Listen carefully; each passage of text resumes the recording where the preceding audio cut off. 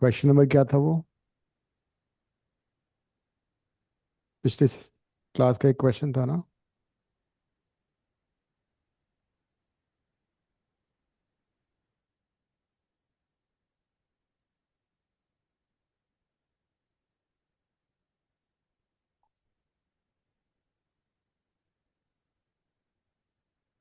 Hmm. Answer the second part.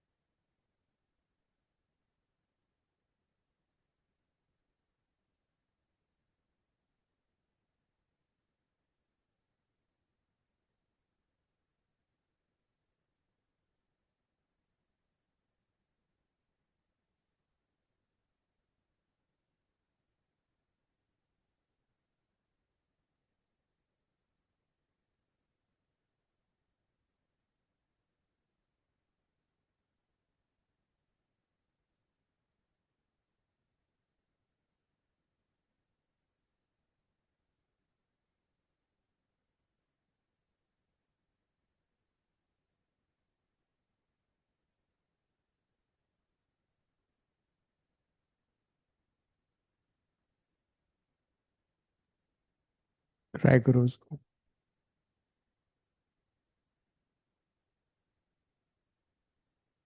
जिया, तुम कल दोगी टेस्ट फिजिक्स का या ऑनलाइन दोगी आज? कल दूंगी मैं। ओके। बट कल घर पे दे दूंगी क्योंकि कल उधर पीएनसी का है। हम्म। सर आप ब्लैक एंड व्हाइट में हाँ, पता नहीं क्या कुछ गड़बड़ हो गई, ब्लैक एंड वाइट आ रहा है जिसमें। फिल्टर लग गया। हाँ। I think it's a filter somehow. I what? I think it's a filter. Filter? कैसे चेंज होगा? सर मुझे भी नहीं पता।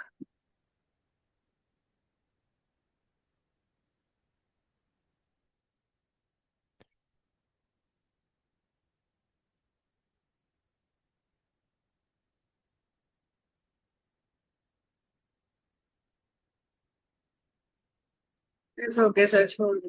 छोड़ो।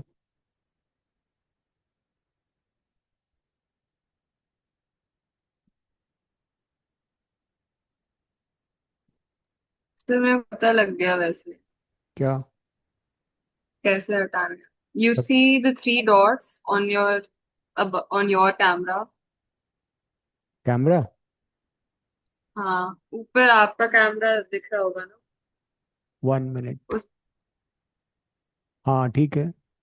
उसके साथ थ्री डॉट्स हैं ऊपर। इफ यू हैव, हाँ। You click that and says choose video filter.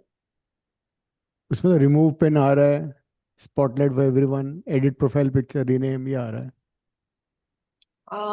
नीचे स्क्रॉल करो तो I think video filters none, पता नहीं इसी में है लेकिन, वरना पता नहीं क्या है।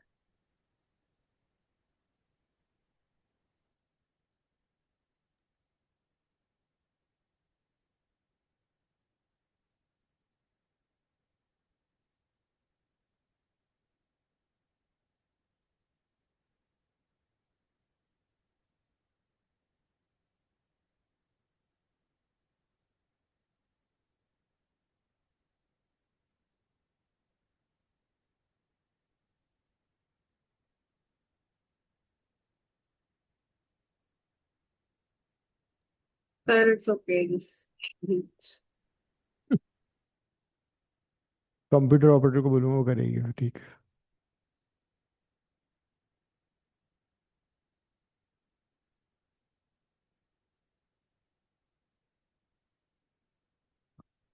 कल वही वाला। तो उसमें you find a horizon, right, draw a horizontal line, उस वहां पे प्रेशर इक्वेट कर दो। इस this point is A, this point is B, यहाँ पे हाँ प्रेशर इक्वेट कर दो।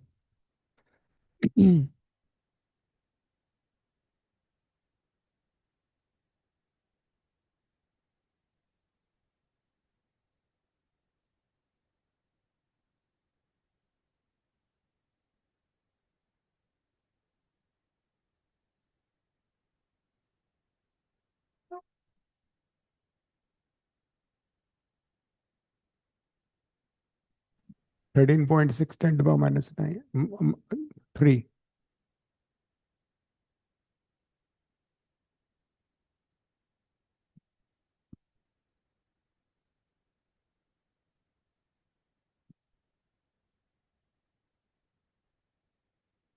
हो गया।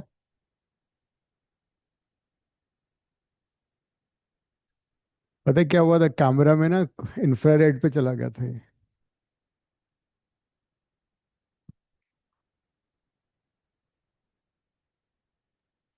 सर आपका लेंस का कवर रखा हुआ था क्या? नहीं नहीं, लेंस का कवर नहीं था। कैमरे में ना वो एक there switch for infrared, so it went to infrared. हाँ तो हाँ, तो नाइट विजन में चला गया। तो नंदिनी, तुम आज देखो इट इज ग्रेविटेशन का, तो नहीं, मैं आज नहीं दे पाऊंगी, मुझे जाना है कहीं इसके बाद। कल दोगी? कल, हाँ, कल दोपहर में कोचिंग के बाद दे दूंगी। कोचिंग वहीं पे दोगी? नहीं सर, घर आके दूंगी। ठीक है। So we draw a horizontal line, ये वाला। यहाँ पे पी गैस लग रहा है, गैस की वजह से प्रेशर है। This is P atmospheric, open end है ना ये ट्यूब का, and this is 18 centimetre here. तो P gas plus 18 centimetre of H G is equal to P B. Pressure at A is equal to pressure at B, ये हो गया।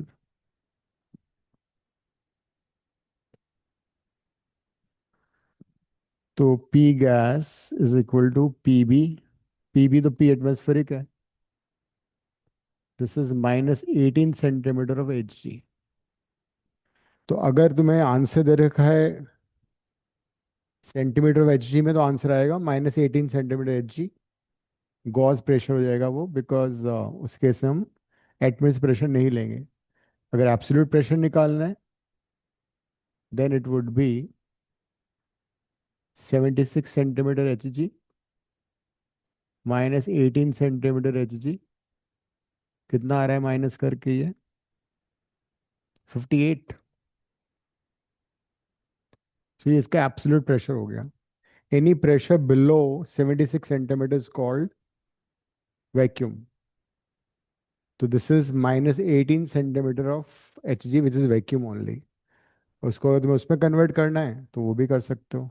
58 centimetre 0.58 into density of mercury into 9.8। if you want to calculate this in terms of Pascal or Newton per meter square.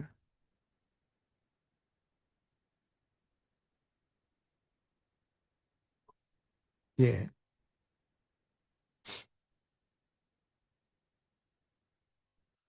और अगर सिर्फ gauge pressure निकालना है, तो ये तो एब्सोल्यूट प्रेशर था। गेज प्रेशर में we don't take atmospheric pressure. तो gauge pressure of the gas will be -18 centimetre of H G. Negative sign signifies that it is below atmosphere, vacuum create हुआ है।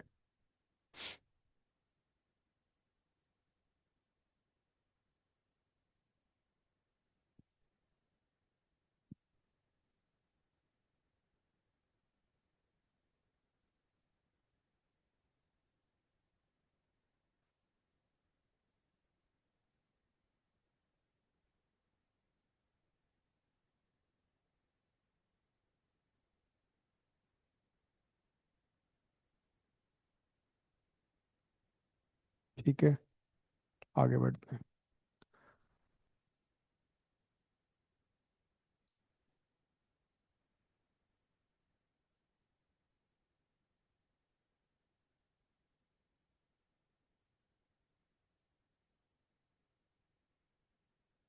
अच्छा अच्छा, चलो उसको बाद में कर लेंगे.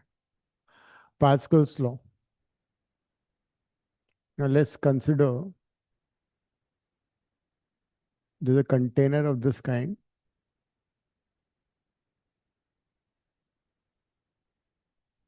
which has holes all around it, and there's a piston cylinder arrangement,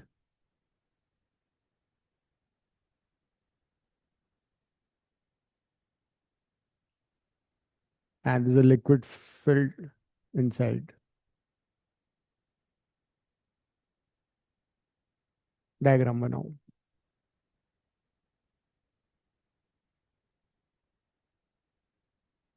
There's a container जिसके neck में piston लगा हुआ है, which can move up and down, and this container has holes.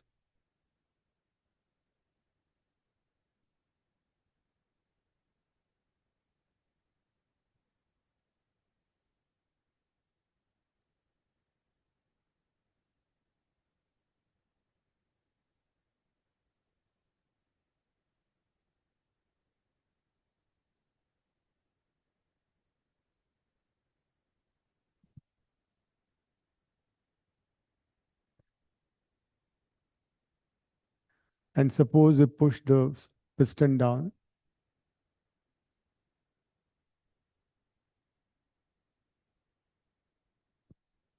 So basically we have increased the pressure, है ना? So when you push the piston down, we are increasing the pressure on the liquid. So it is found that liquid comes out from each hole with the same velocity. The liquid comes out from each hole with the same velocity if gravity effects are neglected. वैसे देखा जाए तो जो whole सबसे नीचे उस पर ज्यादा देर से पानी बाहर निकलेगा, बट ग्रेविटी के इफेक्ट को नेग्लेक्ट कर रहा है. So the effects of gravity are neglected, then liquid comes out from the each hole with the same speed. And this is nothing but Pascal's law. So what is Pascal's law? Pascal's law is basically that when there is a change in pressure in any part of a fluid, because it will work for gases also. In any part of the fluid, then that change in pressure is transmitted throughout the fluid equally. That is the whole crux of Pascal's law. इसका statement लिख लो. या पहले समझ लो दोबारा से. हमने pressure यहाँ increase किया, तो यहाँ भी सेम प्रेशर गया, यहाँ भी सेम प्रेशर हुआ, यहाँ भी सेम प्रेशर, मतलब हर जगह सेम प्रेशर ट्रांसमिट हो रहा है. जो हमने लिक्विड का प्रेशर इंक्रीज किया, it is transmitted in all direction of the fluid equally, and that's nothing but Pascal's law. Statement लिखो अब इसका. When pressure is increased, when pressure is increased at some point in a fluid, at some point, क्या लिखा है ना, pressure is increased, pressure is changed लिख लो, ठीक है. When pressure is changed at some point, at some point of a fluid, then this change in pressure, this change in pressure is transmitted, is transmitted everywhere without any change, without any change. कहने का मतलब जो भी pressure हमने change किया है, decrease किया, increase किया है, वो same change will be transmitted through out the liquid without any variation.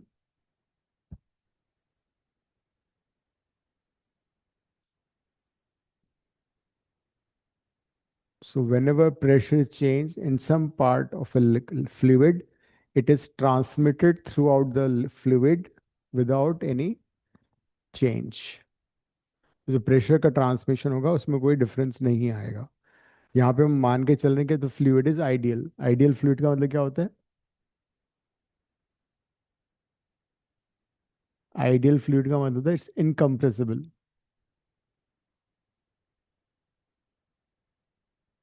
non-viscous.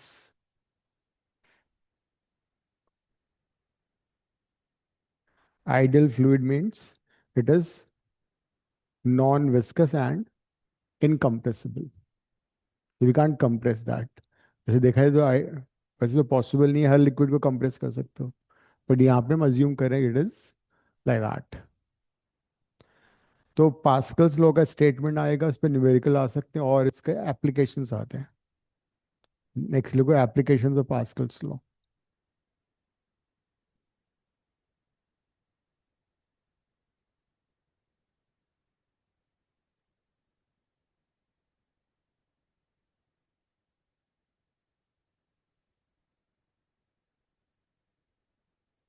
First application is hydraulic lift.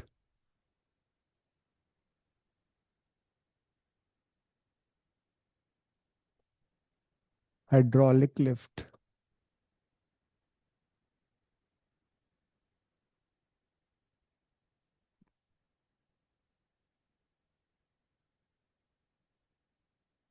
Hydraulic lift में दो सिलेंडर होते हैं which are connected through a pipe. There, I mean, fluid can move from one cylinder to another.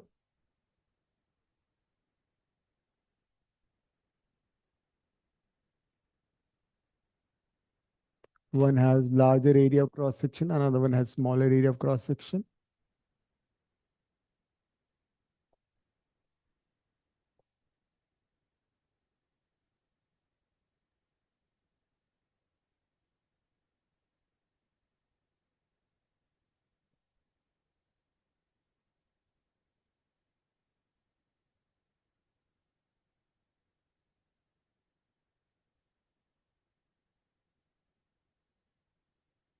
This is the area of cross section.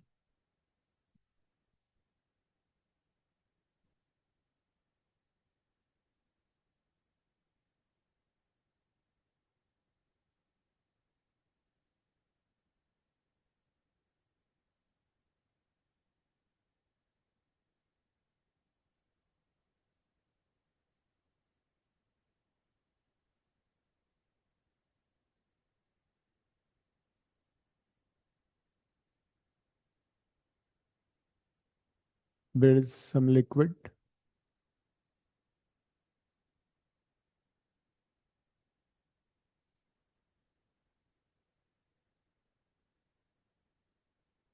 Since both the cylinders can communicate, there's a pipe connected in between. तो दोनों में same level of liquid होगा, है ना?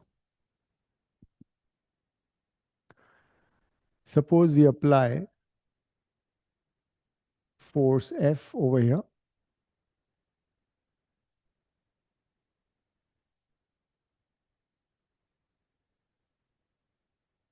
Applied force on thin cylinder, and this will convert into pressure. F by force divided by area of cross section will be the pressure.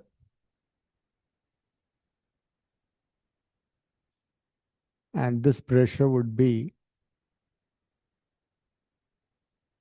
transmitted equally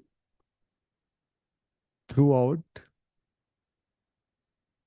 the liquid according to Pascal's law.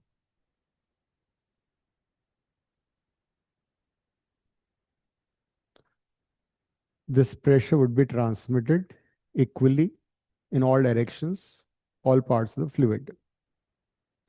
अब as a result यहाँ पे ये force में convert हो जाएगा, तो कितना force experience होगा?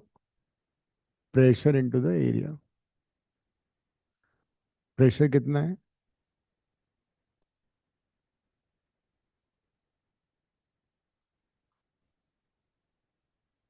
F by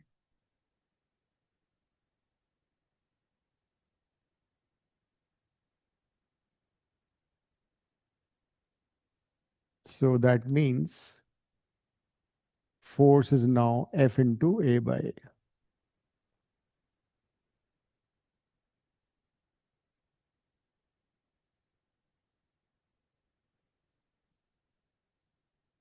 capital A by small into small F.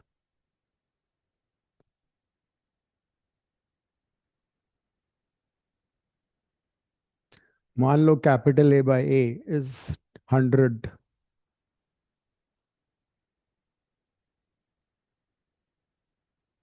Then क्या होगा? The force applied will become 100 times. अगर हमने 1 न्यूटन फोर्स यहाँ पे लगाया तो यहाँ पे जाके कितने में कन्वर्ट हो जाएगा वो? 100 न्यूटन में कन्वर्ट हो जाएगा। मतलब a small force on one end of the cylinder will convert into a very large force। ये हाइड्रोलिक लिफ्ट में यूज होता है।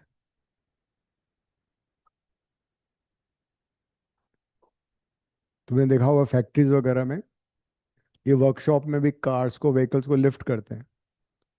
सो that is done with the help of hydraulic lift. You apply small pressure and it converts large pressure, large force, and it gets lifted. जैसे कि कई बार tyre वगैरह puncture हो जाता है ना, तो कुछ हाइड्रोलिक लिफ्ट वो भी आते हैं, जैक।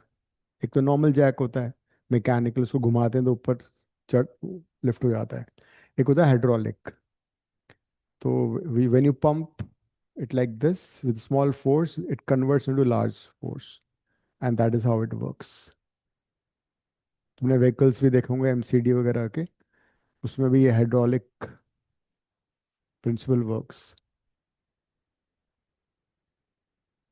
तो सर जितना कम area is of the smaller cylinder and जितना ज्यादा of the bigger cylinder, that's that like, तो जितना ज्यादा यस, फोर्स होगा। Yes. But in a way, ये नहीं कि वर्क डन चेंज हो रहा है, मैं कम एनर्जी लगाई ज़्यादा एनर्जी वाली, ऐसा नहीं होता। क्योंकि जिसका एरिया कम होगा ना यहाँ पे, तो उसमें ज़्यादा लिक्विड नीचे आएगा। तो अब वर्क डन की बात करें तो वर्क डन दोनों में सेम आएगा। इसमें हाइट ज़्यादा होगी, इसमें हाइट कम होगी, बिकॉज एरिया ज़्यादा है। तो if you talk about work done would be the same. यहाँ पे वर्क डन होगा F L1 and that will be equal to FL2। Work done will be the same, मतलब you can't say that energy conservation का principle इसमें disobey हो रहा है, वो नहीं हो रहा है। सिर्फ एरिया ऑफ क्रॉस सेक्शन की वजह से फोर्स मैग्नीफाइंग हो गया, एम्पलीफाई हो गया। क्वेश्चन करते हैं इसके। ये 3 मार्क का आ भी सकता है एक्सप्लेनेशन के साथ, अलग से न्यूमेरिकल भी आएगा। So this is worth. Nandini, तुम्हारे टेस्ट है ना स्कूल में? पास्कल स्लो आ सकता है। एप्लीकेशन आएगा इसका, 2 एप्लीकेशन है। एक हाइड्रोलिक लिफ्ट जो अभी हमने किया है, दूसरा है हाइड्रोलिक प्रेस और हाइड्रोलिक ब्रेक्स, वो भी करते हैं। न्यूमेरिकल्स देखते हैं।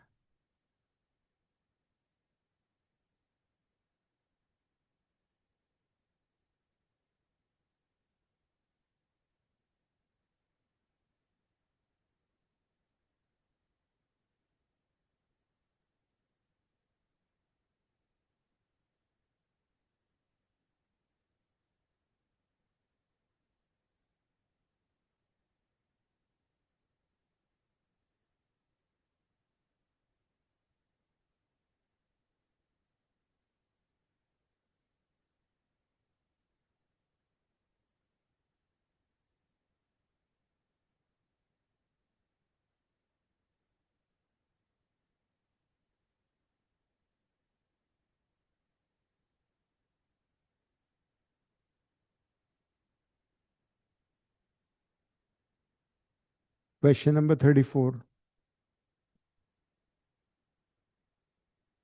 असाइनमेंट का क्वेश्चन नंबर 34 करो।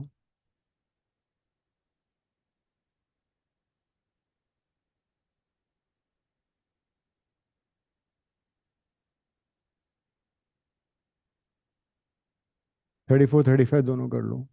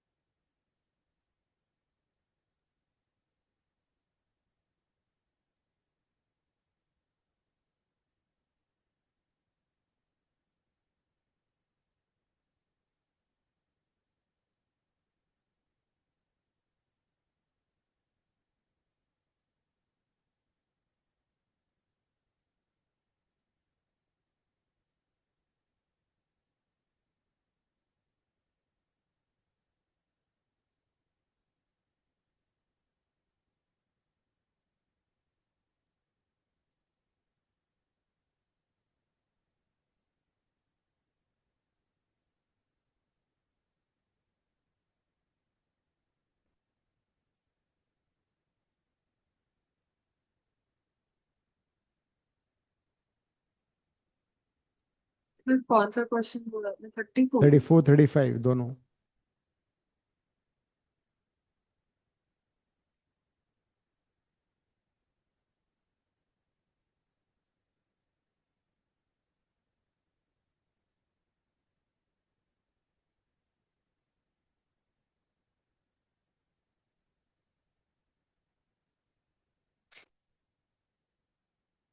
समझ में आया क्या करना है इसमें?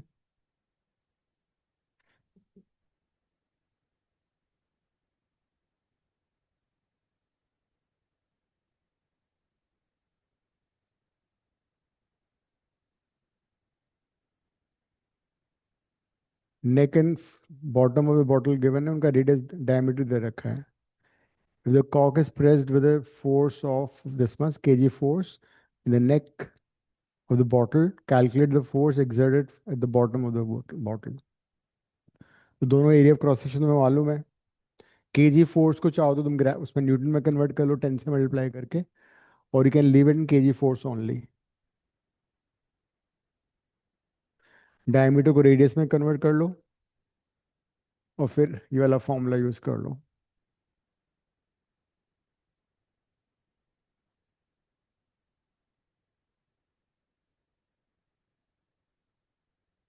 सर 35 पे करना है। हाँ,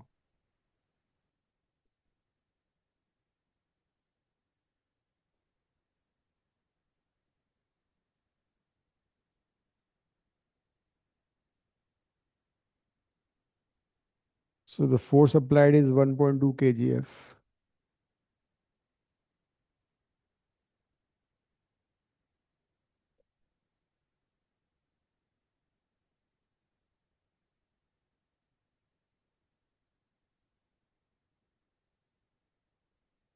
टेन सेंटीमीटर तो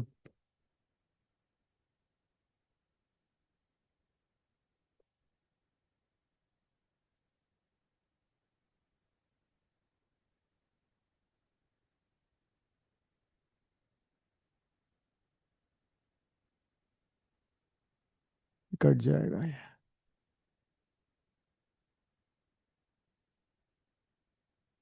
120 kgf आएगा।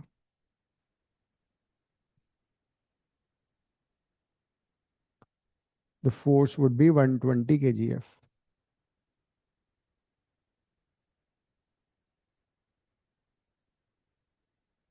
सर 35 समझ में नहीं आता।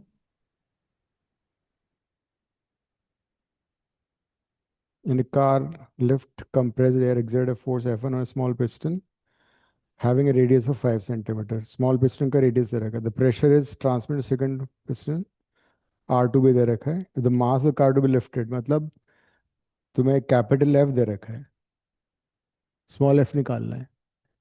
मास दे रखा है, उसको g से मल्टीप्लाई कर लोगे 9.8 से, तो वो फोर्स आ जाएगा। ठीक है, कर लो।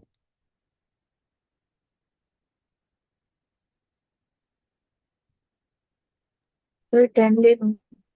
हाँ, 10 लो।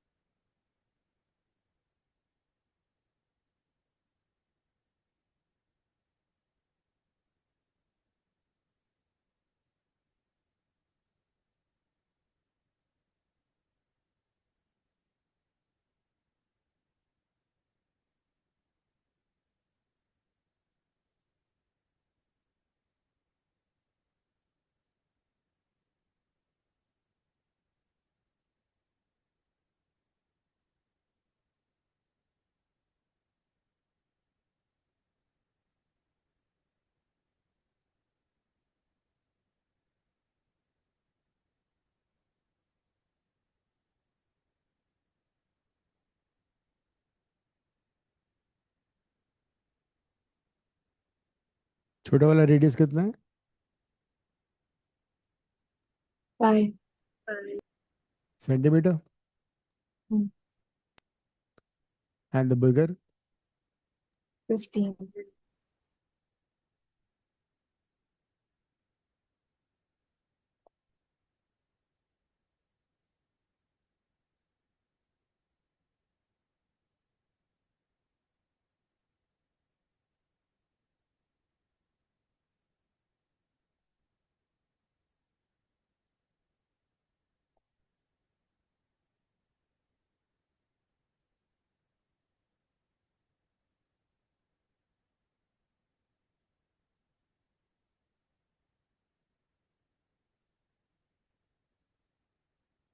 13500/9.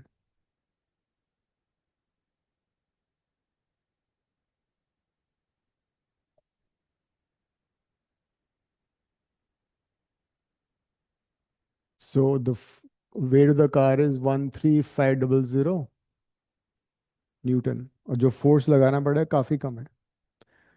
The force to be applied is 9 times less.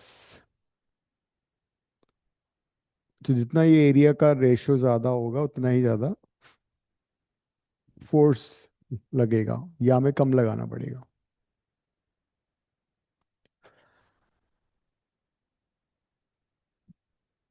कई बार क्या होता है कि सपोज ये बॉटल, इसकी filled with water, glass bottle की बात कर रहा हूँ मैं. It is completely filled and you apply force like this, जोर से. So what happens is sometimes the base of the bottle comes off. You apply a large force on the neck, the bottom of the bottle comes out because में बहुत ज़्यादा convert pressure में वो increase हो जाता है.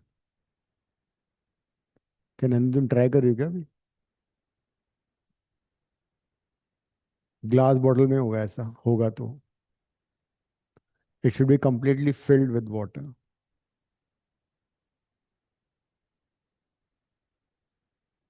कर लिया जिया?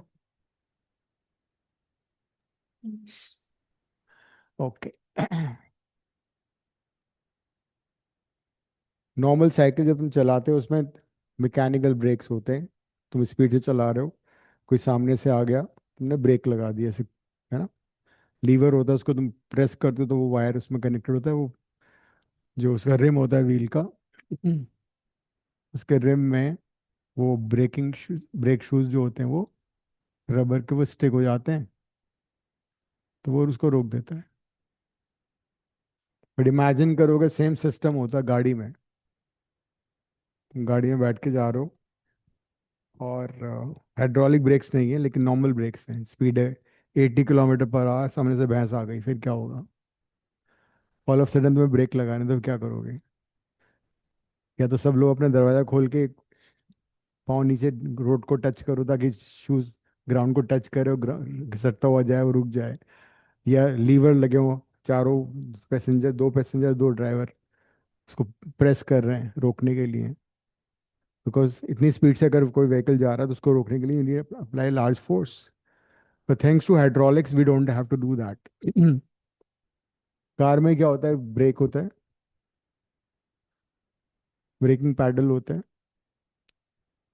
तो जब तुम उसको स्लाइटली पुश करते हो, when you apply small force on it, तो यहाँ पे एक मास्टर सिलेंडर होता है, उसमें ब्रेकिंग फ्लूइड होता है, पिस्टन है मान लो.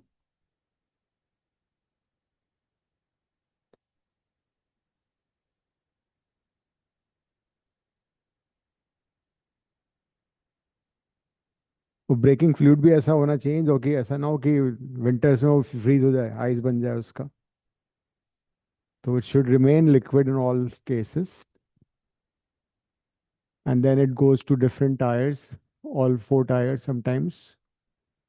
हम एक टायर का डायग्राम बना रहे हैं सिर्फ अभी.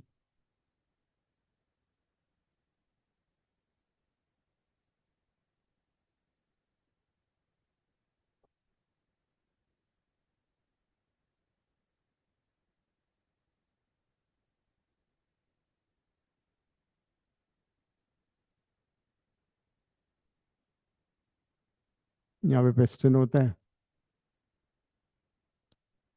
This is suppose the wheel, और यहाँ पे रबर जो वो होते हैं breaking,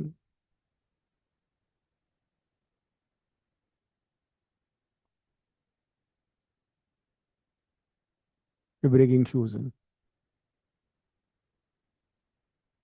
this is the rim of the wheel.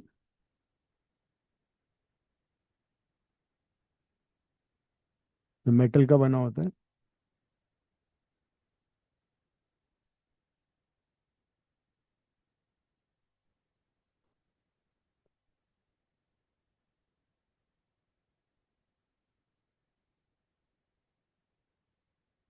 Photo बना लो इतना।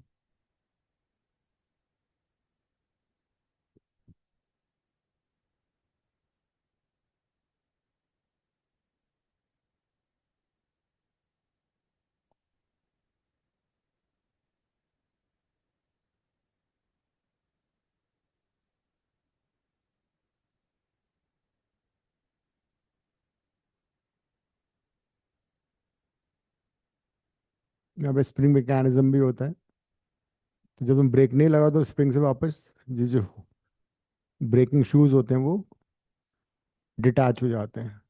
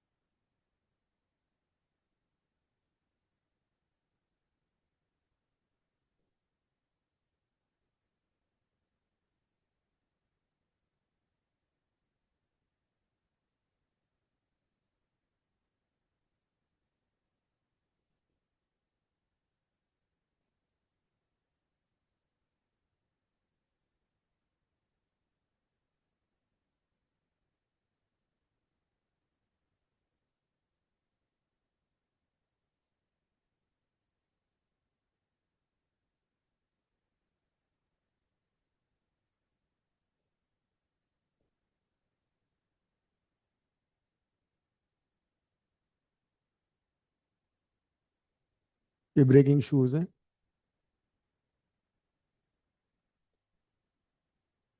तो होता है कि when you slide push the pedal, ये मास्टर सिलेंडर यहाँ से लिक्विड जाएगा, यहाँ पे प्रेशर क्रिएट होगा। This pressure would be transmitted to this wheel cylinder, जो कि लार्ज फोर्स में कन्वर्ट होगा, और ये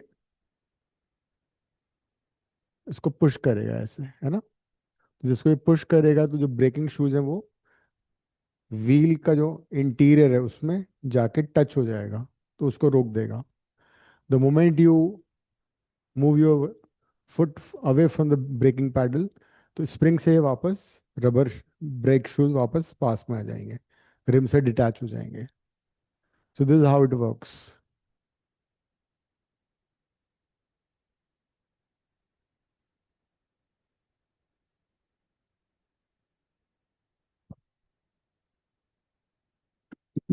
लेबलिंग कर लो पूरे डायग्राम की,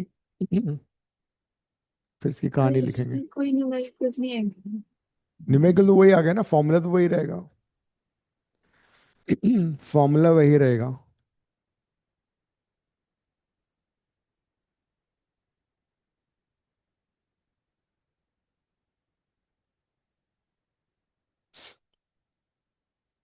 सेम फॉर्मूला रहेगा जो अभी किया था हमने। जो मास्टर सिलेंडर है उसमें स्मॉल एरिया होता है, जो सिलेंडर वहां पे होता है उसका बड़ा एरिया होता है। तो large force at the pedal converts small force at the pedal converts to large force at the wheel.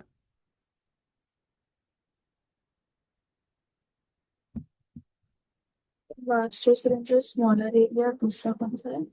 ये जो सिलेंडर है ना, व्हील सिलेंडर, चारों व्हील में जो सिलेंडर होता है, कुछ cars front rear wheel drive होती हैं, कुछ कार्स में चारों व्हील ड्राइविंग होते हैं, तो उसमें चारों में ब्रेक लगा होता है। लिखो, hydraulic breaks, hydraulic brakes in cars and other vehicles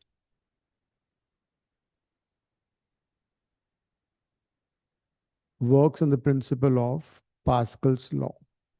Works on the principle of Pascal's law.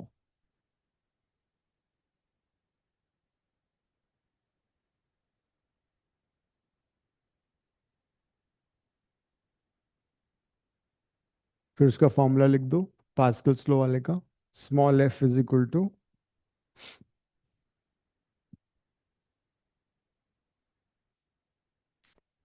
sorry, capital F is equal to small f into capital A by small a, where A is this, small a is this, small f is this।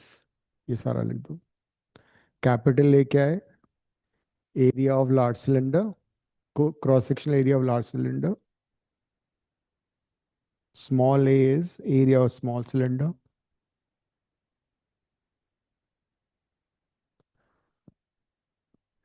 Small f is the force applied at the braking paddle.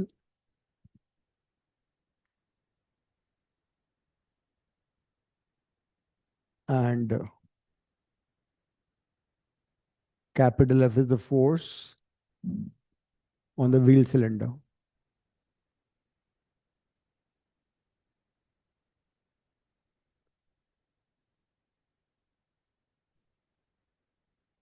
इसमें pascal law का statement भी लिखना पड़ेगा तुम्हें। देखो, according to Pascal's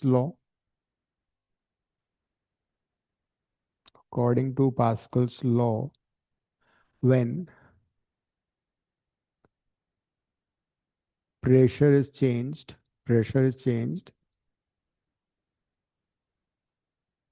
at any part of a fluid, at any part of a fluid,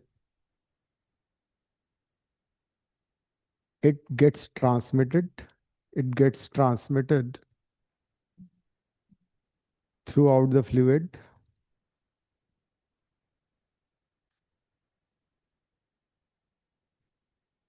without any change, throughout the fluid without any change।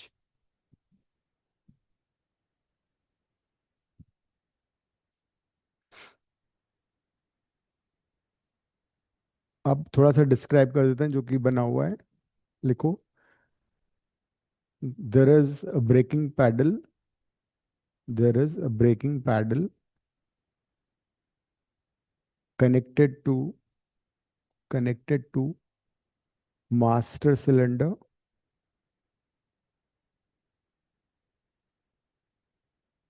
which has connected to master cylinder which has braking fluid inside it, which has braking fluid inside it,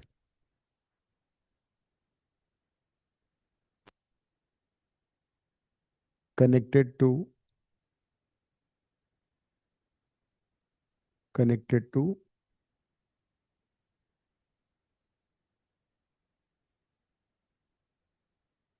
wheel cylinder, connected to wheel cylinder.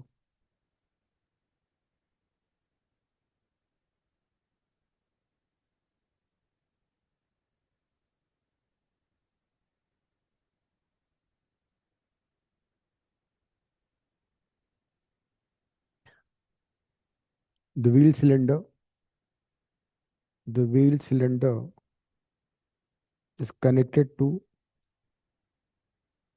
braking shoes,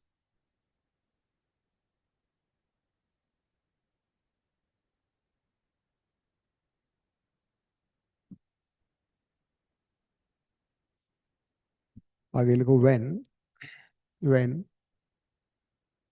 force is applied on the braking pedal, when force is applied on braking pedal,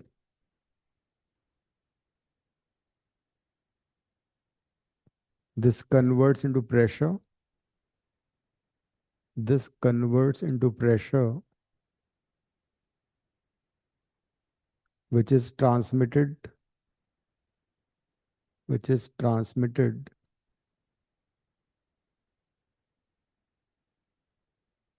to wheel cylinder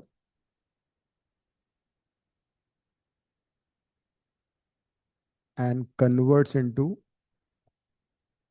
a large force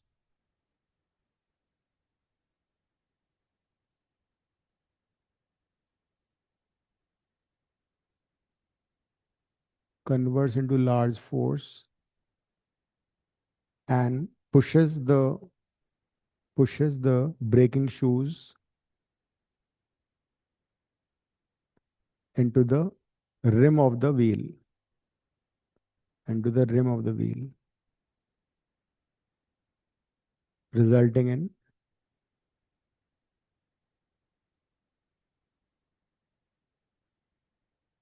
stopping of the car.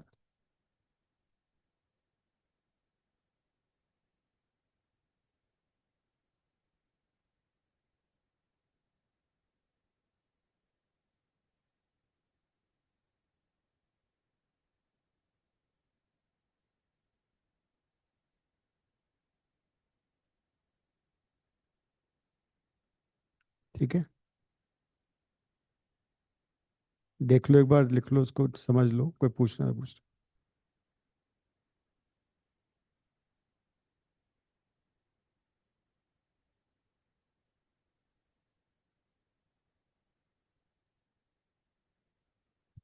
Diagram की practice भी कर लेना, ही आ सकता है, या तो वो आएगा हाइड्रोलिक लिफ्ट या फिर ये हाइड्रोलिक ब्रेक्स आएंगे।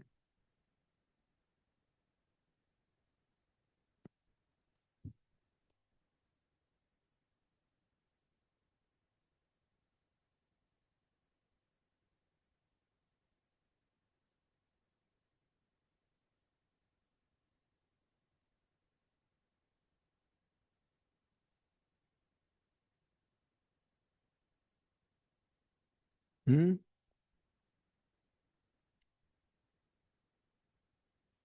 ऐसा है ना, रिम को भी कुछ में तो रिम पे होता है, कुछ में क्या होता है कि वो द एक्सल जो होता है ना जिसमें व्हील अटैच्ड है, उसमें एक डिस्क लगा देता है, तो बात वही है, वहां भी कर सकता है।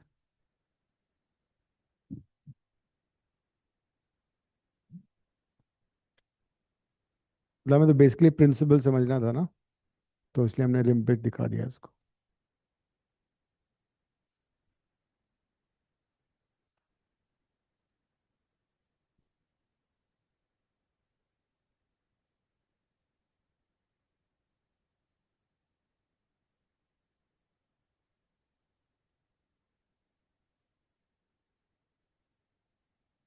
Surface tension. You must have seen mosquitoes sitting on surface of water. देखा है कभी तुमने?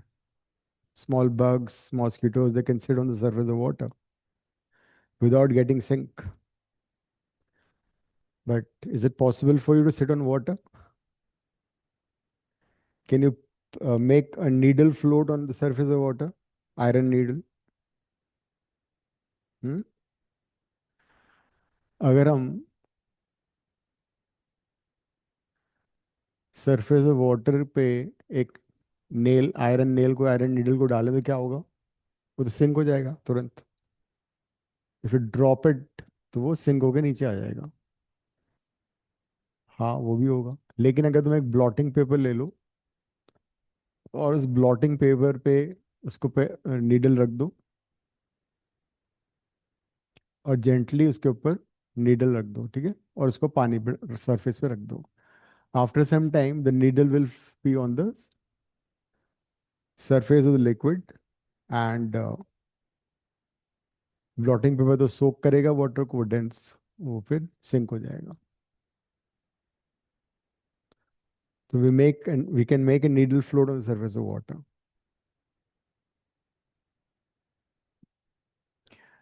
तुमने देखा होगा कि अगर किसी कपड़े का, जीन्स का थोड़ा सा पार्ट अगर सपोज मान लो गीला हो जाए, वेट हो जाए, या उसको एक कॉर्नर को पानी में डाल दो, after some time the entire cloth will be wet. ऐसा होता है। विक जो होता है लालटेन का, उसमें केरोसिन तो बहुत नीचे होता है, विक ऊपर तक जाता है, but it keeps on flame जो है वो बर्न करती है। वाई द केरोसिन राइज करता है। All this phenomena are based on surface tension. अगर हम पानी में एक कैपिलरी को डालें, capillary is a very fine tube, small bore, the level of the liquid will rise। एक बहुत पतली ट्यूब को तुम पानी में डालो, level of liquid will rise. उसी वाटर की जगह अगर हम मर्क्यूरी से फिल टब लें और फिर कैपिलरी ट्यूब को इसमें डालें, the level of mercury will go down, depress हो जाता है लेवल। मर्क्यूरी से कभी तुम हाथ गीले कर सकते हो? कभी देखा तुमने मर्क्यूरी? लैब में देखा होगा। अगर तुम उसको हाथ में रखोगे तो परफेक्टली स्फेरिकल हो जाता है।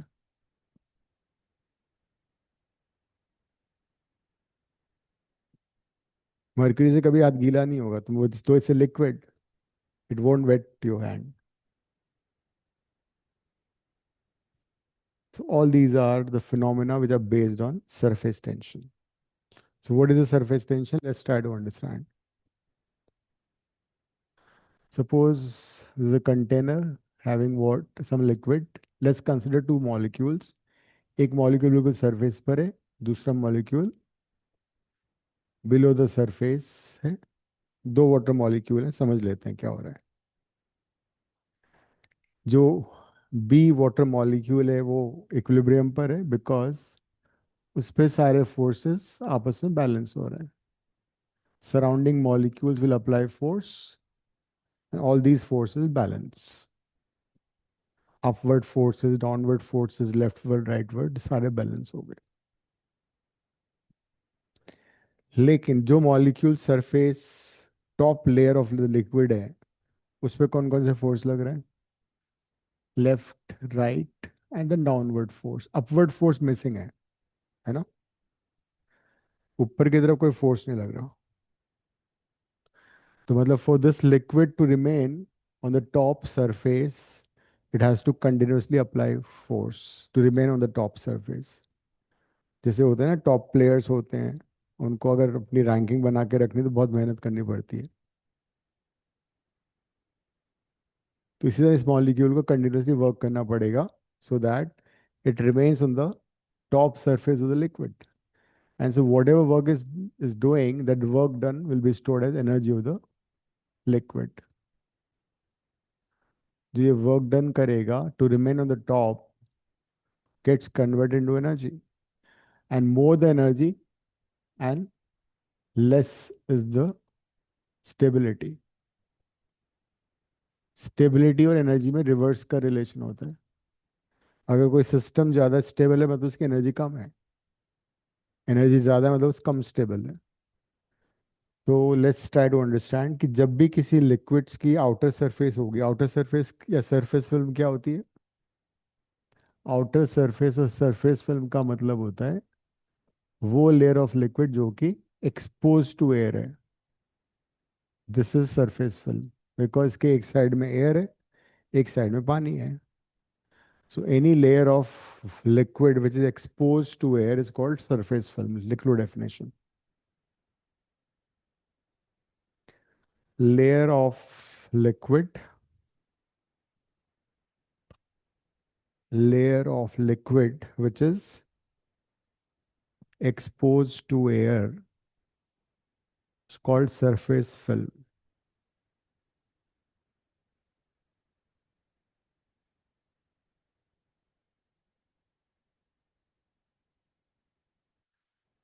अब ये बात समझ में आ रही कि अगर सरफेस फिल्म ज़्यादा है, the surface area of the liquid expose to air ज़्यादा है, इसका मतलब उसकी एनर्जी ज़्यादा होगी.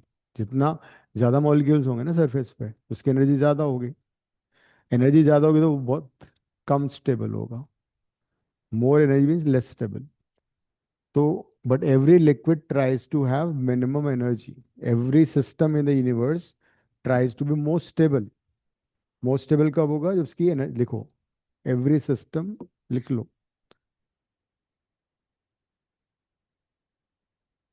Every liquid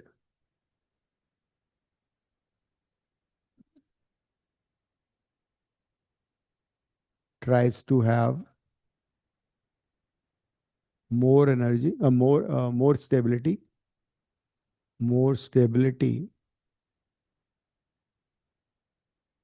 For that, it has to have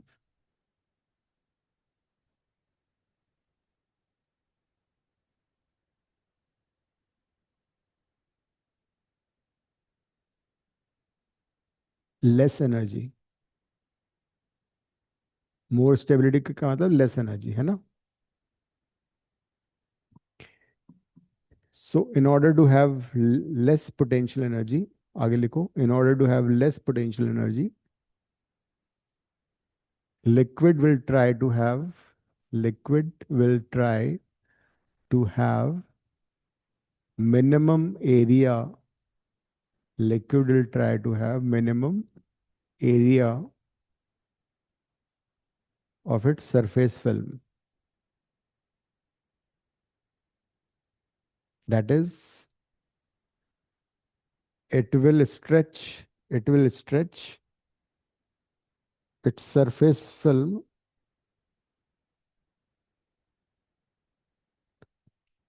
to as minimum as possible.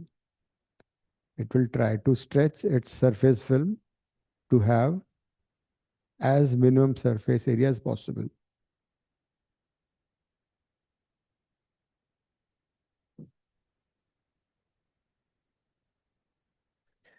तो एक बार इसको जरा देखो कि समझ में आ रहा नहीं आ रहा है.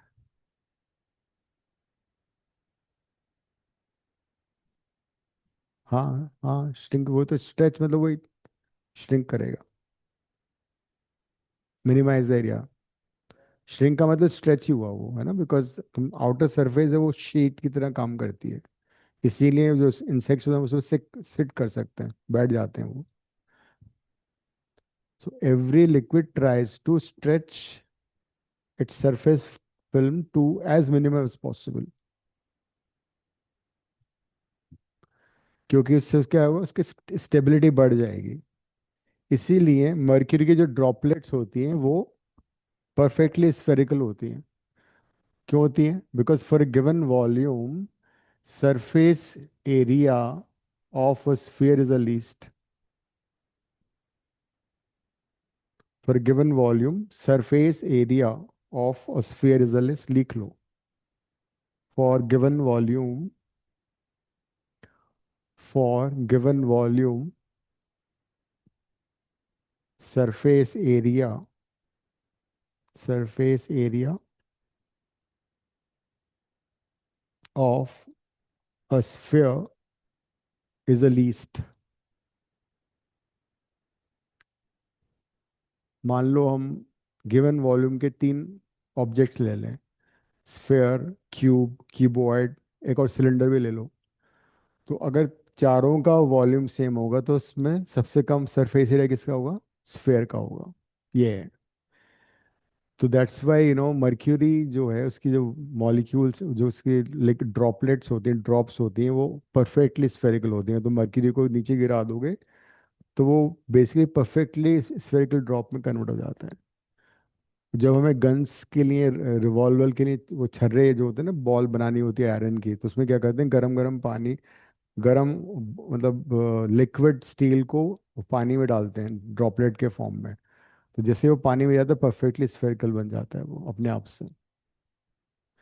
अगर ऐसा नहीं होता, अगर मान लो गिवन वॉल्यूम के लिए क्यूब होता, सरफेस या लीस्ट, तो फिर क्या होता? मर्क्यूरी के तुम्हें क्यूब्स मिलते, स्फेयर नहीं मिलता। अगर हम ग्रेविटी फ्री चले जाएं, तो ग्रेविटी फ्री स्पेस में क्या होगा? अगर तुम एक ग्लास में पानी लोगे तो वो ग्लास में पानी नहीं होगा, वो ऐसे ऐसे बन जाएगा, स्फेयर के फॉर्म में बनेगा। तो पानी पीने के लिए पानी के गोले खाने पड़ेंगे। तो ग्रेविटी नहीं है, तो ग्रेविटी नहीं है तो सिर्फ सरफेस टेंशन है। सरफेस टेंशन क्या करेगा? उसको परफेक्टली मिनिमाइज करेगा सरफेस एरिया। तो मिनिमम कब होगा सरफेस एरिया? जब वो परफेक्टली स्फेरिकल होगा। इसी तरह से एक और चीज लिख लो, for given perimeter, for given perimeter, for given perimeter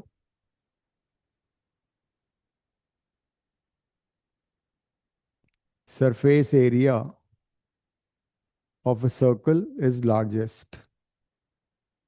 For given perimeter, surface area of a circle is the largest।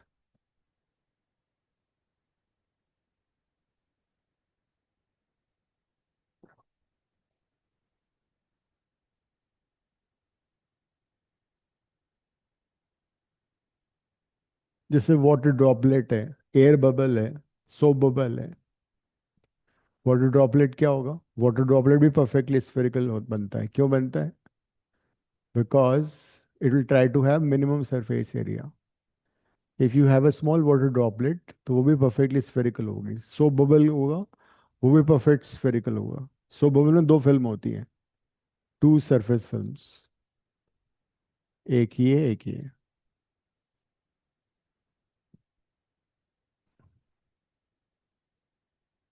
इसमें एक ही सरफेस फिल्म है।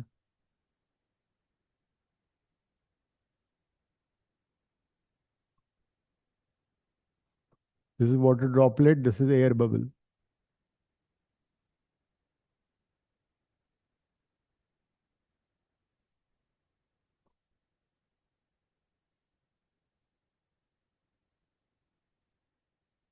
Every liquid tries to have minimum surface area, तो वो स्ट्रेच करता है ताकि उसका जो आउटर सरफेस है वो कम से कम हो जाए। It will try to stretch inward so the area becomes the least। So that is why a liquid surface behaves like a sheet, stretched membrane।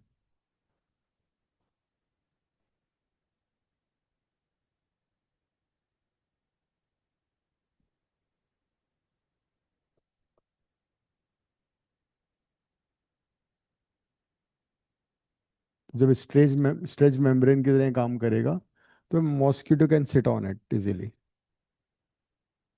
And if I draw an imaginary line on this, तो surface tension force is acting like this. तो surface tension, अगर suppose ये length L है, A B is length L, तो दोबारा बना लेते हैं यहाँ पर।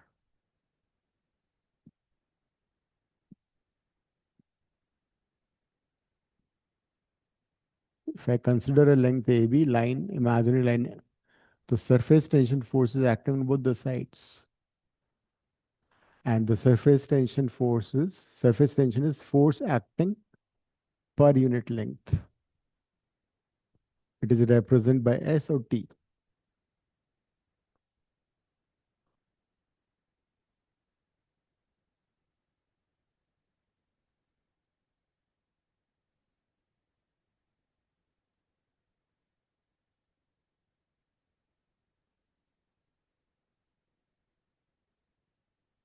Surface tension is force acting per unit length.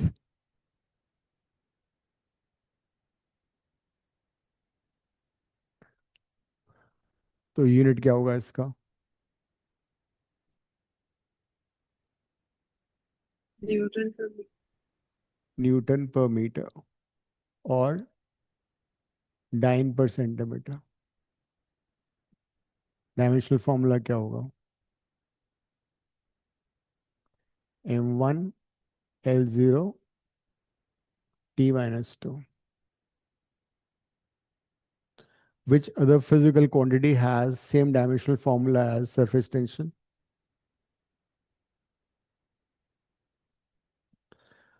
किया है तुम लोगों ने ना? सरफेस एनर्जी हम्म. सरफेस एनर्जी से होती है. नहीं. और सरफेस एनर्जी और सरफेस एनर्जी तो एस इंटू डेल्टा ही होता है. Surface tension into change in area. याद करो कुछ. Spring force, spring constant. Force in spring का क्या फॉर्मूला था? स्प्रिंग फैक्टर और spring constant F by delta L. Spring factor is also having the same unit and same dimensional formula. Newton per meter or dyne per centimeter.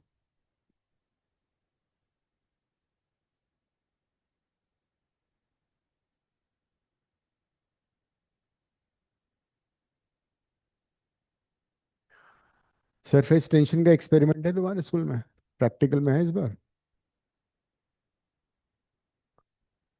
Suppose we have container with liquid and there's a glass slab. Thickness बहुत negligible है इसकी. ये suppose length L है and एक spring balance से इसको hang करो.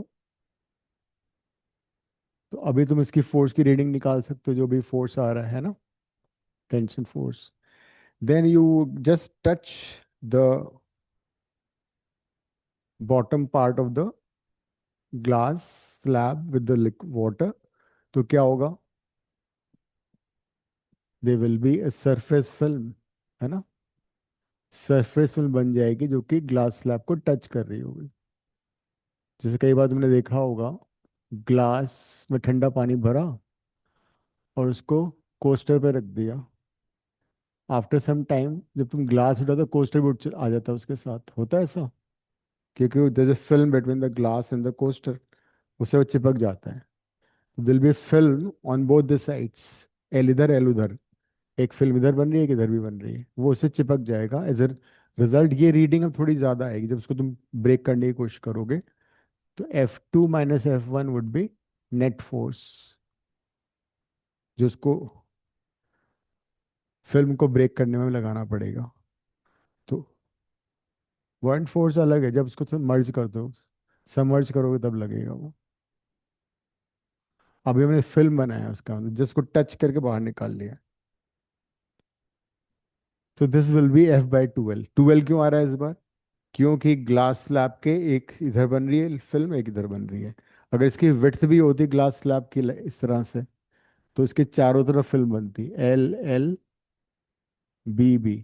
तो हम इसको लेते हैं 2L+2B ले लेते हैं. चारों तरफ फिल्म बनेगी उसकी.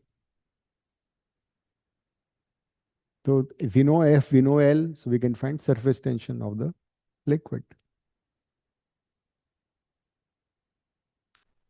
लिख लो, बना लो ये.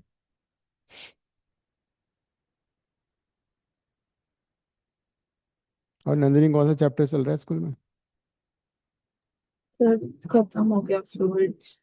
वो तो हो गया, कौन सा शुरू हुआ पता लगा तुम्हें? स्कूल जा रही हो? हाँ सर, आज की थी, आज क्वेश्चंस कर रहे थे एनसीईआरटी के, इसी के।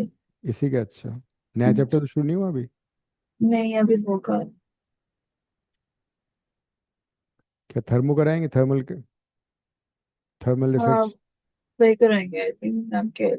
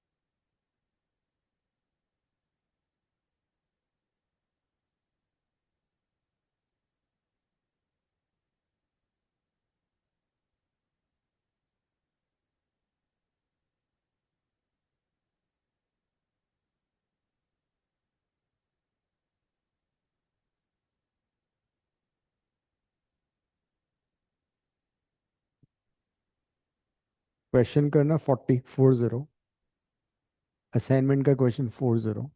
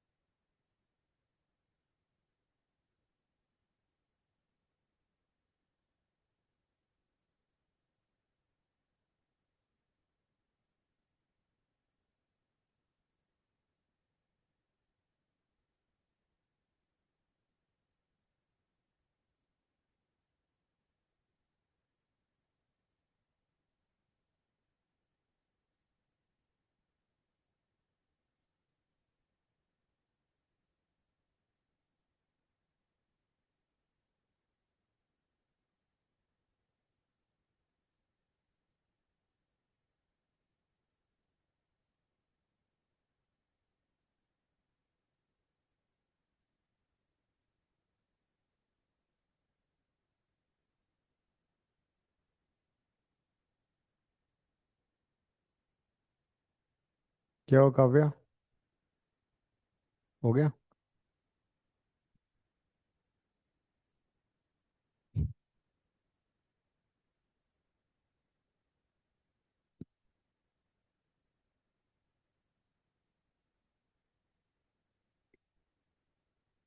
एल कितना लिया इसमें तुमने?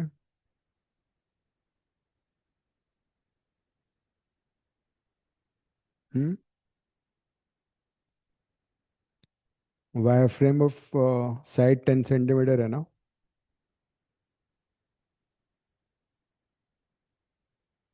एल तो नहीं, वायर फ्रेम है ना? तो एल एल एल 4 नहीं हो जाएगा?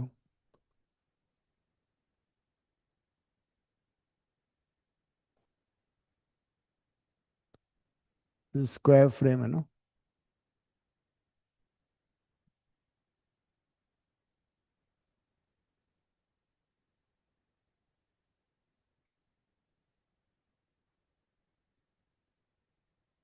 एफ हो जाएगा S × 4L। एस दिएला कितना है?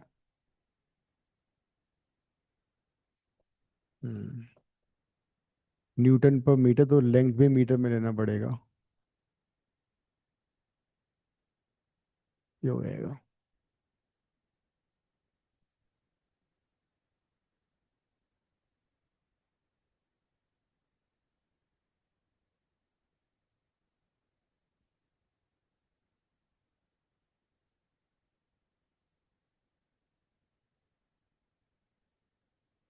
0.012,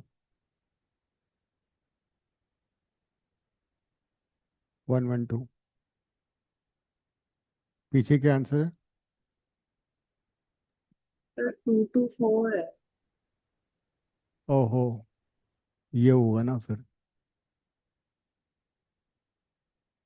मतलब थोड़ा सा थिकनेस हो गई ना वायर का, तो एक फिल्म इधर बनेगी एक इधर बनेगी, तो उसको 2 से मल्टीप्लाई करना पड़ेगा, जैसे हमने इसमें किया था ना। ट्राई टू अंडरस्टैंड, ये तो पूरा स्लैब था ना, तो फिल्म कहाँ बनेगी? फिल्म यहाँ बनेगी, एज एज पे, है ना, एज पे। ये फ्रेम है, स्क्वायर फ्रेम है, तो एक फिल्म इधर बनेगी एक इधर बनेगी। जैसे मान लो वायर फ्रेम है, तो एक इधर फिल्म बनी एक इधर बनी। Expose to air ill run all 4 time, तो 2 आएगा, मल्टीप्लाई होगा।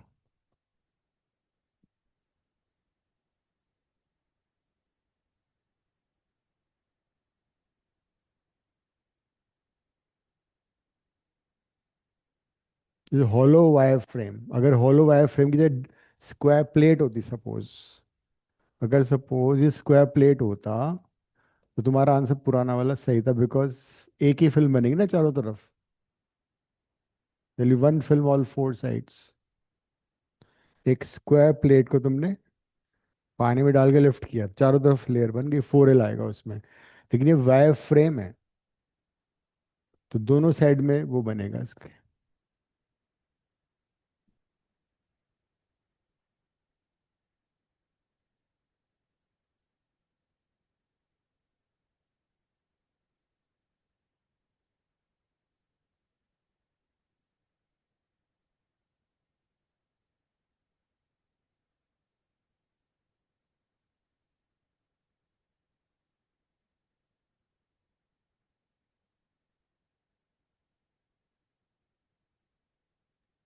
तो नेक्स्ट वेडनेसडे हमारी क्लास है।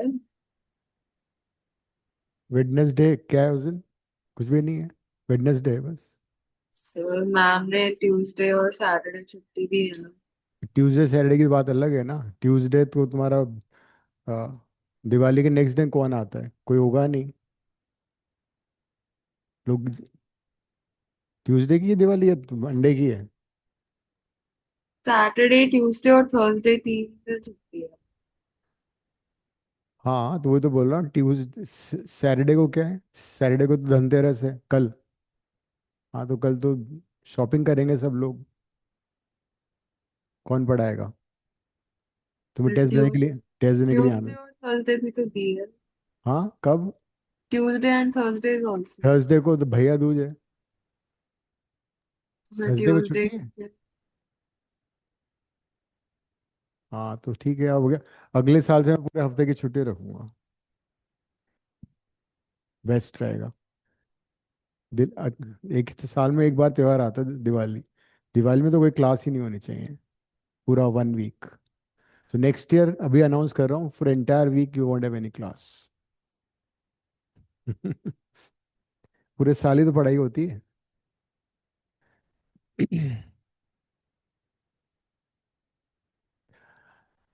सपोज जो अभी ने वायर फ्रेम का क्वेश्चन किया है, इस वायर फ्रेम में हमने एक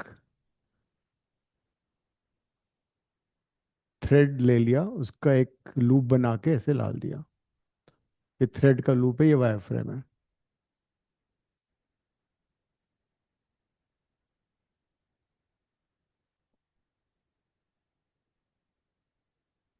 अब मान लो तुमने इस वायर फ्रेम को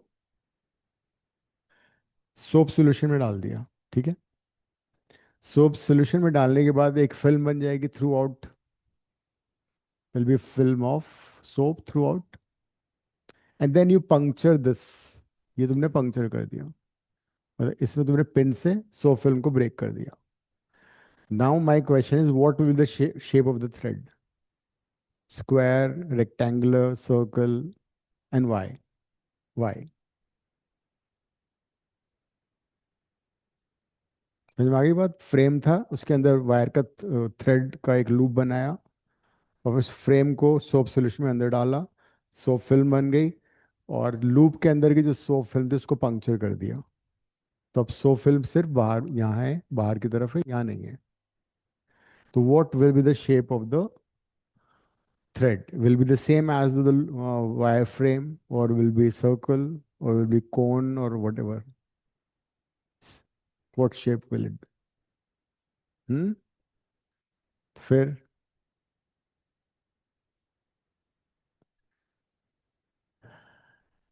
Same as the wire. same as the wire, it will be taking shape of a circle. अभी मैंने तुम्हें लिखवाया था, Same mercury वाला ही. नहीं मर्क्यूरी वाला डिफरेंट था. For a given perimeter, area of the circle is maximum. तो क्या होगा जब ये एरिया मैक्सिमम हो जाएगा, तो जो बाहर फिल्म बन रही है ये, इसका एरिया कितना हो जाएगा? Minimum. Minimum. So when the area is minimum, it would have least Highest. energy, least energy and high stability. That is the reason.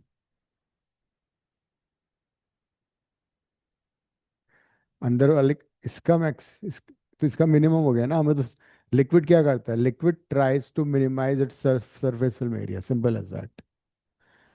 कोई भी लिक्विड अपनी सरफेस फिल्म के एरिया को मिनिमाइज करता है. तो मिनिमाइज कैसे करेगा? By stretching it, because surface tension force क्या करेगा? फोर्स लगाएगा ऐसे. तो इक्वली जब चारों तरफ फोर्स लगाएगा तो वो सर्कल का शेप ले लेगा.